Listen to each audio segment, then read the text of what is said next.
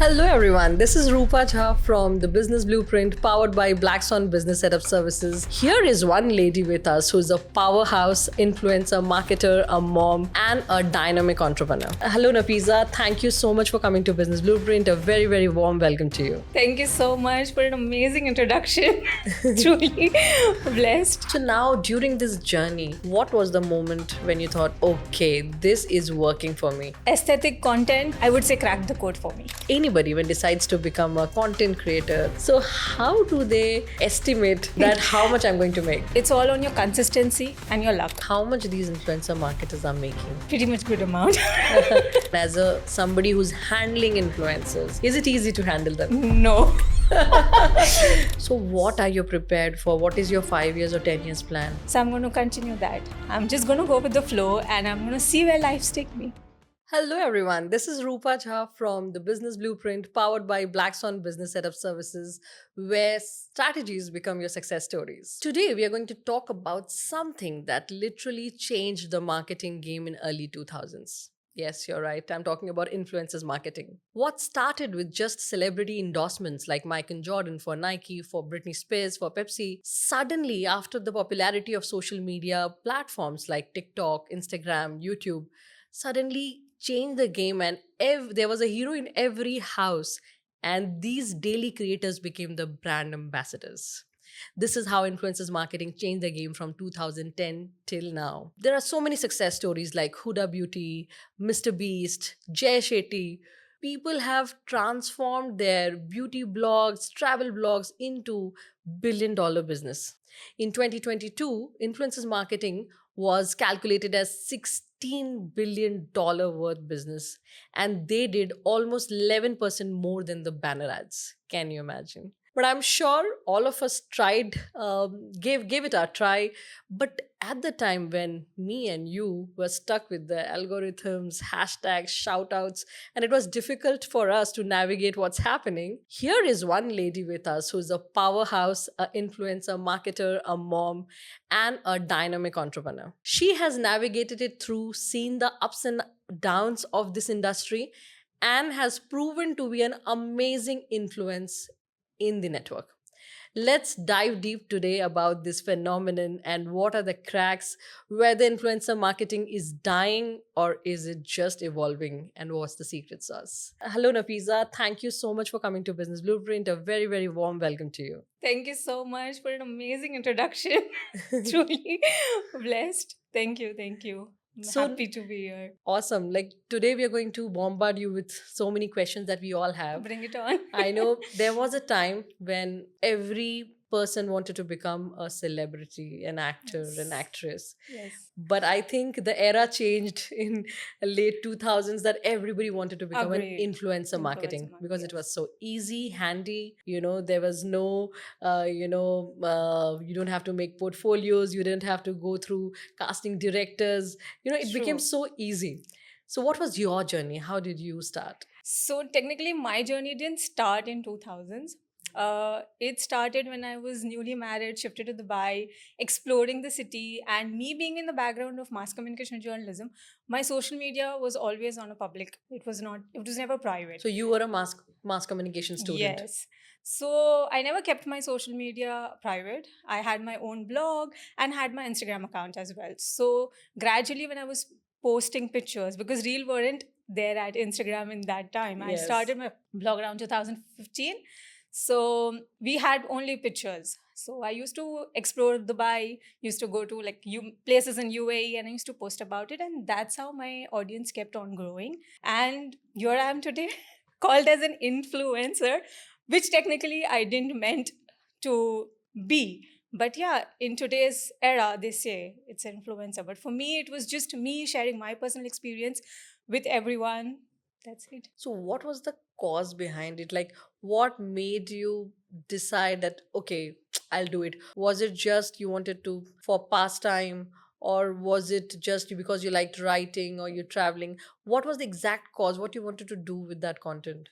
Initially it was more of, like posting wherever I'm going and everything, and in general letting the people know, okay, this is there and this is there, and this, the food over here is nice, this place is good for couples and everything. But slowly and gradually, when in 2000, after COVID, when the market changed, brands started working with influencers, and like your person, you can actually, being an influencer, you can make your own brand. Like Huda Beauty, she started her beauty blog, and now she is like, who doesn't know Huda Beauty? Like, I'm a fan of her. So like that, for me, it started when everybody became serious over this, and I already had a full-fledged platform in Instagram ready, where I had a pretty much good audience at that time. And then slowly and steadily, I started getting brand deals. Okay. That sparked my interest more. And that was the time where I became serious.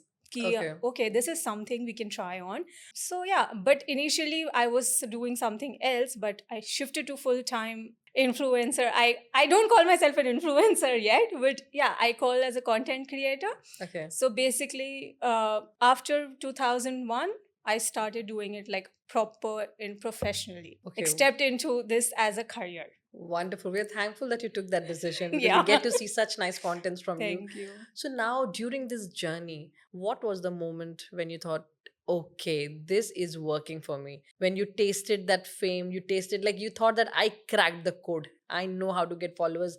I know how to get brands. What was that moment? How did that happen? Actually, there were a lot of things that were going on. I was seeing a lot of new creators coming up, being more creative, and then reels started coming. So all, everyone was making videos and everything.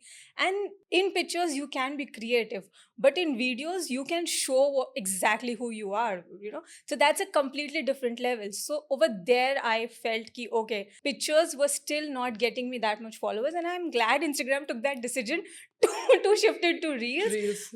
That market changed. Brands' perspective working with influencers changed when reels started coming on. And moreover, like from different social media, Instagram approach to brands is different compared to YouTube or Facebook.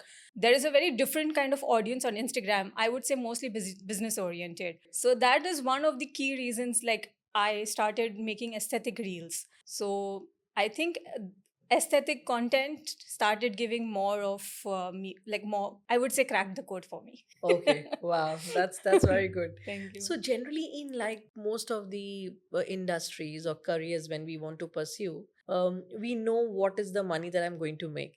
Let's say, for example, today, if I decide to become a lawyer, a chartered accountant, a air hostess, or any profession I choose, I can at least assume that, okay, this might be my pay, or this much I might earn. Even when we get into business, we know, okay, this much percent can be the profit or ROI. And you know where you're going to reach. Exactly. But when you decide, anybody when decides to become a content creator or influencer, so how do they estimate that how much I'm going to make? Technically, a very good question.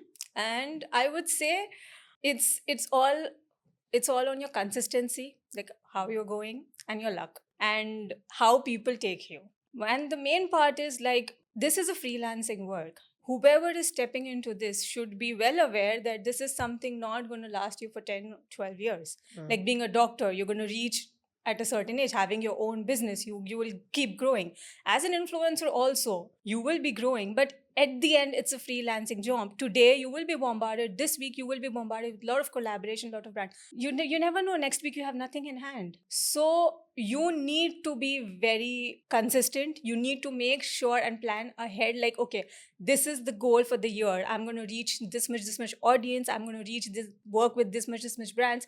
Like, you need to have a vision. You need to have consistency. You need to upscale your creativity. There are a lot of things in there. So it's, though I'm saying it as a freelancing job, but I would say it is as equal as a doctor, as equal as an engineer, because the hard work, the creativity, the time, and everything is the same. And the research, I think, that they have to do to... Exactly. And you need to be creative. If you made a video for like if you made a content for certain brand, you cannot make the same content for another brand. You need to be creative. Either you need to make something similar, but there has to be a catch. There has to be something different. Anything you do has to be different that will attract your audience. So may I ask how much these influencer marketers are making? Pretty much good amount. Okay. Yes, pretty much. And how does that money comes? Does it come from the social media platforms? Does it come from the brands? Does it come Everywhere from? it comes from, for YouTubers it comes from the YouTube, it comes from running, like it comes from brands mostly. For Instagrammers, brands are definitely something who pay them a lot, depending on your engagement, depending on how you are, how much is your audience, your following count, your engagement rate, and everything. So let's say, successful brands or established brands, approx how much do they pay? What is their paying pattern? Like for a reel, for a post, just a For generic. in See, it depends on the followers. So if you have 100K plus followers, so you can charge easily around $2,000. Oh wow. Yes, depending on the niche. For Like, one reel. for one reel and stories. And if you stories. have, and it's a plus point if you have the same platform on TikTok, regardless if you're not like huge there, but if you have a social presence on TikTok, Snapchat, then that's an added perk for the brands, and the brand will consider your profile first if you have other social media platforms as well. Even though you don't have that number of followers as you have on Instagram or any of one social media platform, if you're going good and you are a hit over there, you can have different platforms as well, where you, even if you don't have a lot of followers there. But yeah, for the brand perspective, the brand will get visibility on 4 platforms. So I'll try to dissect the maths. Let's say I'm a influencer with approx 100K followers. And I can make one reel for one brand every day. Let's say if I get endorsement for 30 Okay. days, then I will make approx $60,000 a month. Even if I Not- just do one reel. See, that's the catch. Today you have a job, tomorrow you don't. Yeah, understood. In the best, this is the yes, best case scenario. Yes, the best is like it's very rare. Like Okay. you will have a brand every day. It's very rare. That's the reason this market is very unpredictable. So if you are mentally content with what you have, and I think in this field contentment is very big thing. Whatever it is, you should be thankful that okay, I got this, and you should strive for more, because I've seen so many creators and a lot of things that are going wrong in this field as well, just because they don't get the collaboration. So there are a lot of, again, it like every other business, every other office, there is politics in So what your is your as well. suggestion? If say I'm an influencer marketer and if I'm creating content, I feel it's good, I'm getting followers, but let's say if I'm not getting brand endorsements, I'm not getting enough, what should I do? Should I just keep it a hobby and choose a different career? What should I do? I would suggest for now, if you are into content creation and you're earning good, my rule is always, for example, like how I manage my finance, because initially when I started, this was something I was doing. Like this was the only thing when I shifted full-time content creator. So when I started earning, I knew, like I don't know, because trends change a lot and too quick. So I knew that okay, whatever I'm earning, I'm not going to spend it. Okay. So my rule, like for 6-7 months, I was earning pretty much good, and I had a good handsome money in my hand, but I was spending on the same way because I need to maintain that lifestyle, right? Because I'm showing something to my audience. Sometimes it is you can, but sometimes you cannot. So on basis of that time I cracked that okay, 40% will be my expense. I will enjoy. I will not like save all. 30% will be my investment. Okay. And 30% will be my savings. So 40, 30, 30. 40, 30, 30 is my rule. And till today, since past 6-7 years, I have been doing that since I'm earning from Instagram. So Alhamdulillah, I have started one business. I am on to start the next business. Like it's already on. It's already started, but it's not yet launched. So yeah, so I'm not waiting for, like I am earning from Instagram, but I'm at this point, I'm not keeping that as one source of income. Got it. So at the right time, you need to diversify Yes. while you're doing well. I think initially, the moment you start earning, you need to diversify. You need to keep money. You need to save money for dark days. You need to start investing in it, because you never know. Like, you know, this world of fame, you can be forgotten also very quickly. Yeah. There are very, there are like in very short span of time, you can be replaced. Absolutely. So this attention economy is Ex- very volatile. Very, very volatile. And I would say that if you are at the peak today, like you are getting like multiple brands today, 100% you won't be having it next month unless and until you're consistent, your social presence is the same. That's why I've seen a lot of agencies working with influencers so that they can, stretch along. They like if They can support them they can because not support them, every they can influencer can be a exactly great marketer great or a yes, great salesperson or great exactly, business person. So exactly. they take help of agencies. So talking about that, because you also run an agency Yes. and you deal with influencer, what is the difference or different challenges that you face, compared to as an influencer and as a somebody who's handling influencers? Is it easy to handle them? No. Me being an influencer, initially from my starting, I was very soft spoken. I was very, uh, I understood, okay, this is the brand's requirement. So I never hoarded the brand, I never troubled the agency. But my God, the influencers nowadays, I think everyone is becoming an influencer from anywhere, and they forget the basic ethics of work, which is very important. So, yeah, lot of message to all the influencers. Please Yeah. work with brands, but don't order them, Yeah. and agencies as well, because sometimes there are delays in payments from the client's ends. Sometimes there are delays in, like, if you're working on a barter collaboration, there are delays for barter. But the influencers are impatient. They can't wait for 30 days even after you tell them that, okay, this is there, that you will receive your payment in 30 days. The moment you, on the 29th day, they will message you, okay, okay, this is it. Most of the times the payments are cleared, the vouchers are given, but still, like the nagging of the influencer is not So they're almost walking on thin ice, actually. exactly. Maybe they are like, because see, most of them are not. They become influencers at a very young age, so Exactly, they yeah, have because not completed that kind of education, not haven't gotten that kind of training, and then true. suddenly with so much of attention, they are used to being the spotlight and being taken very seriously. Suddenly, if something is delayed, they just lose Agree. patience. I'm sure, and these all I think is making so many stories where many influencers we get to know getting depressed, Yeah, you know this is taking. eventually is going to fall back for them, because me being an agency owner, I want to work with any influencer for a long period of time. But the one who's working smooth with me, I would love to work with that person. I will think twice. I was like, okay, come on, this is the one we are going to keep for all our collaborations. Our engagement is good, her pricing is good. So it's a two-way, always it's a two-way, it's a give and take relation. So yeah. So I think so for an influencer to be successful, it is that you need to make sure that you are creating content which the audience likes. Yes. They're following the market Yes. trends. Yes. Then they are also at the same time they're also unique, Yes. and then there is something that you are priced well in the market. The competitively, you should always Yes. measure that Measure. among people People, like you, with the yes. followers you have, whether your pricing is good, whether agencies would like to hire you. And at the same time, when it comes to, because at the end when you will start dealing with them, your behavior also matters. So your Professionalism. behavior has professionalism, has you follow ethics, and you know how the industry works. Exactly, because we are the people who are going to give you collaborations back and forth, because Right. brands directly come to us. Yeah, brands do reach out to influencers as well, but being an agency, I think influencers should not bother, because not me. There are like multiple agencies in UAE, and whenever we sit, we have our meetings, we literally have the same complaint. Right. And that's one thing I think is going wrong in influencer marketing, and Right. that will somehow lead, because the brands get So I think upset. that creates an opportunity for creating a training center for them. True, actually, we always tell them ki, yeah, don't worry, we are sitting with a company, no one is going to run away.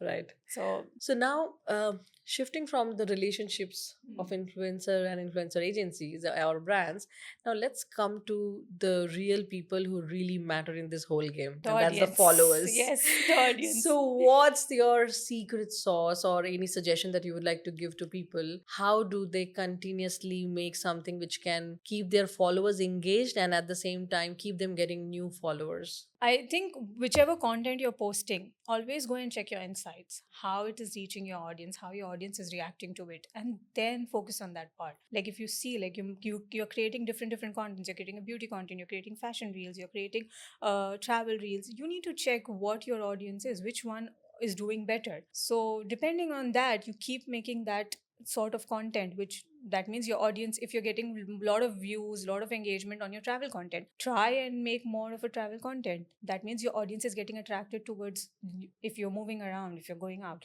If your beauty content is getting like you're getting more engagement on your beauty content, so start creating more and more beauty content. So that's how you keep your audience hooked. Like, you need to understand, it's not about you. You need to understand what your audience wants, what your audience is interested, what the reason why they're following you, and to make them stay. And it's very easy to unfollow. So yeah, it's very easy to unfollow. The moment you start crying, and see, nobody wants a crybaby. And people, they itself have so many stress. When we open any social media platform, you want to see something nice, you want to see something happy, like, not always the crying part would go. Would work. Sometimes it goes with sympathy and all, but not always, Yeah. because the world is already giving too much stress.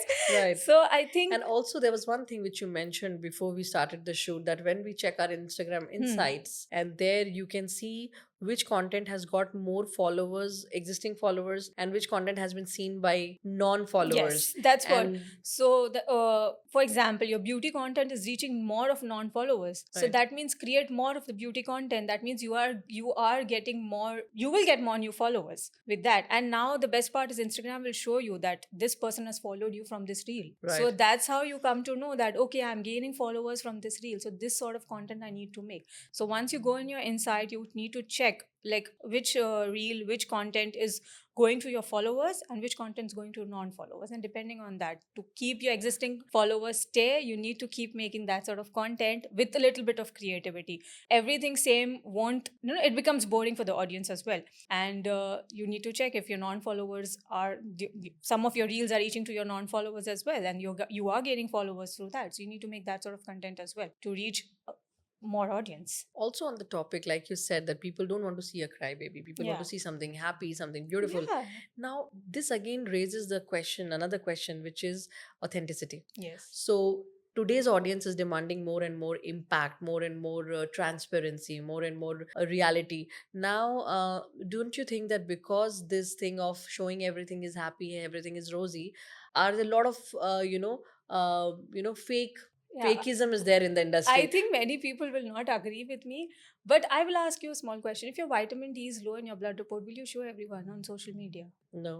You will keep it to yourself, right? Right. It's good. If you have a bad day going on, it's fine. Keep it to yourself. If in that, like, if you want to show someone, make sure that you're sending a message across rather than it's not about you. If your vitamin D is low, then you mention that, I have started taking this medicine Okay. and I have started sitting in the sun early in the morning. So you show them the action, you show them the Yeah, solution. Solution. Don't sit Oh, and nice. cry. Very good answer. So, if like you are getting if your kid is getting bad marks in exam, you don't sit and show that, oh, my daughter got this, Bad this, marks, this. Yeah, you sit, maybe you show how creatively you are trying to help her, like Right. give in that subject. So people will learn out of that. Whatever you are showing, make sure that a message is going, either it's direct or indirect. And in terms of being clear, in terms of showing or having transparency, doesn't mean I don't like, there are a lot of creators, I'm not saying they're wrong, they have their own style of showing. They show everything which I think not